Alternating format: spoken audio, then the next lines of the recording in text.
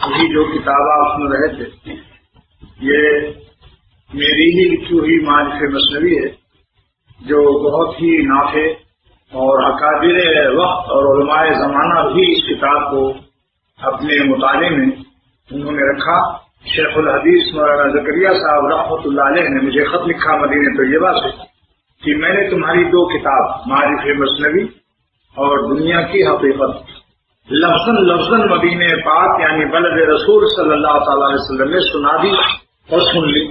میں اتنی خوشی ہوئی مجھے جس کی حد لکھنؤ گیا تو مولانا منظور نعمانی مدیر الفرقان معارف الحدیث کے مصنف نے فرمایا کہ میں بیمار رہتا ہوں، زیادہ مطالعے کی اب طاقت نہیں، لیکن تمہاری کتاب سراہنے رہتی ہے معارف مثنوی۔ اصل میں وہ اللہ تعالیٰ کی محبت کی چاشنی اور خدا تعالیٰ کی محبت کو تیز کرنے والی کتاب، یوں سمجھ لو محبت کا پیٹرول پمپ ہے، ہر بڑا اس کا ہر صفحہ جو ہے اللہ تعالیٰ کی محبت کا پیٹرول پمپ ہے۔ اور اگر پیٹرول نہ ہو تو لاکھ علم ہو، علم کتنا ہی ہو، اگر اس کے انجن میں پیٹرول نہیں ہے تو پیٹھ پر لگا ہوا پیٹرول ہی مفید نہیں۔ اس کا عجیب و غریب قصہ بھی سنا لیتا ہوں۔ مولانا شاہ ابرار صاحب دامت برکاتہم حضرت حکیم الامت کے خلیفہ جدے میں میری ان کی ملاقات ہوئی۔ حضرت مجھے اپنی کار پر، جو ان کے انجینئر مرید ہیں وہاں انوار الحق نام ہے، ان کی کار پر حضرت نے مجھے بیٹھالا اور فرمایا چلو مکہ شریف چلتے ہیں۔ جدے سے پہلا سبق یہ ملا کہ ایئر کنڈیشن چلنے کے باوجود کار میں گرمی آ رہی تھی۔ حضرت نے فرمایا کہ کیا بات ہے، ایئر کنڈیشن بھی چل رہا ہے اور گرمی بھی لگ رہی ہے، معاملہ کیا ہے، یہ کار ٹھنڈی کیوں نہیں ہو رہی؟ تو انوار الحق صاحب جو ڈرائیورنگ کر رہے تھے، انجینئر صاحب، انہوں نے مجھ سے کہا کہ دیکھیے جناب آپ کا شیشہ تو نہیں کھلا ہوا ہے۔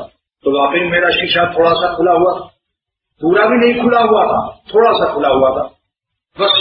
مولانا شاہ الحق صاحب دام برکاتہم نے فرمایا اسی طرح جو اللہ کے ذکر اللہ کا ایئر کنڈیشن دل میں چلا رہے ہیں، یعنی اللہ کا نام لیتے ہیں، نماز پڑھتے ہیں، روزہ رکھتے ہیں، حج کرتے ہیں، تلاوت کرتے ہیں، تہجد پڑھتے ہیں، اشراق پڑھتے ہیں، اوابین پڑھتے ہیں، اہل اللہ کی صحبت میں بھی جاتے ہیں، لیکن پھر بھی ان کے قلب میں ایئر کنڈیشن یعنی صحیح ٹھنڈک، پورا اطمینان، پورا سکون ان کے قلب کو کیوں نہیں حاصل ہے؟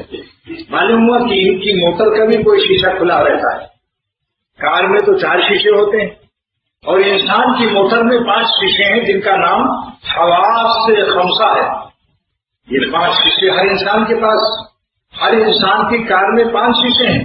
تو اس موٹر میں ذرا سا خلا رہ گیا تھا، میں نے شیشہ پورا نہیں چڑھایا اور اس میں گرمی لگ رہی تھی اور ایئر کنڈیشن بھی چل رہا۔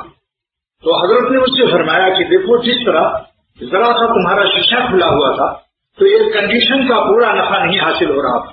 آج بھی ہم ذکر تو کرتے ہیں، اوابین پڑھتے ہیں، تہجد پڑھتے ہیں، حج کرتے ہیں، عمرہ کرتے ہیں، لیکن جو ہمارے شیشے ہیں جسم کے موٹر میں 5، آنکھ کا شیشہ، کان کا شیشہ، ناک کا شیشہ، زبان کا شیشہ اور ہاتھ کا چھونے کا، 5 قوتیں ہیں جن کو نام حواس سے خمسہ ہے۔